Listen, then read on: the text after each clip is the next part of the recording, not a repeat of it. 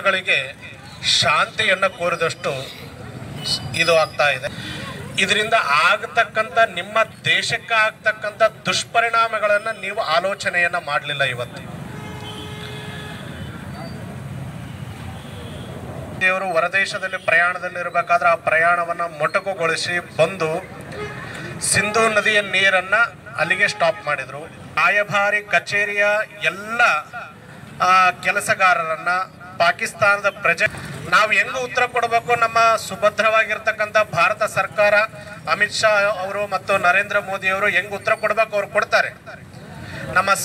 ನಮ್ಮ ಸೈನಿಕರು ಕೂಡ ಅದಕ್ಕೆ ಉತ್ತರ ಕೊಡೋದನ್ನು ಯಾವ ರೀತಿಯಾಗಿ ಕೊಡಬೇಕು ಮಾಡೋದಕ್ಕಿಂತ ಪೂರ್ವದಲ್ಲಿ ನಮ್ಮ ಪ್ರಜೆಗಳ ಪರಿಸ್ಥಿತಿ ಏನನ್ನೋದನ್ನು ಕೂಡ ನೀವು ಸ್ವಲ್ಪ ಅವಲೋಕನೆಯನ್ನು ನೀವು ಮಾಡಬೇಕಾಗುತ್ತೆ. ಇವತ್ತು ಈ ಘಟನೆಯಿಂದ ನಮ್ಮ ಭಾರತ ದೇಶ ಸರ್ವ ಧರ್ಮಗಳ ಸಮನ್ವಯ ದೇಶ ಅನ್ನೋದಕ್ಕೆ ಒಂದು ಬರಂಗಿಲ್ಲ, ಜಾತಿಗಳು ಬರಂಗಿಲ್ಲ.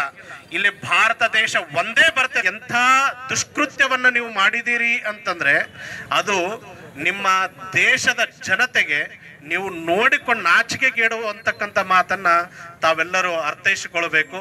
ಆ ಒಂದು ನಿಟ್ಟಿನಲ್ಲಿ ಆ ಒಂದು ಹೃದಯ ವಿದ್ರಾವಕ ಘಟನೆಯನ್ನು ನೋಡ್ತಾ ಇದ್ರೆ ನಮಗೂ ಕೂಡ ಬಹಳ ನೋವು ಕೂಡ ಆಗ್ತಾ ಇದೆ.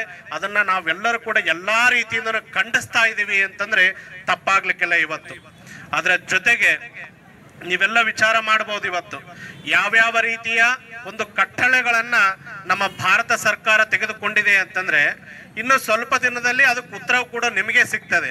ಯಾವ ರೀತಿ ಸಿಗ್ತೈತಿ ಅಂತ ಹೇಳಕ್ ಬರಂಗಿಲ್ಲ. ಇಂದೊಂದು ಸಮಯ ಇತ್ತು, ಹೇಳಿ ಮಾಡುವಂತ ಸಮಯ ಇತ್ತು.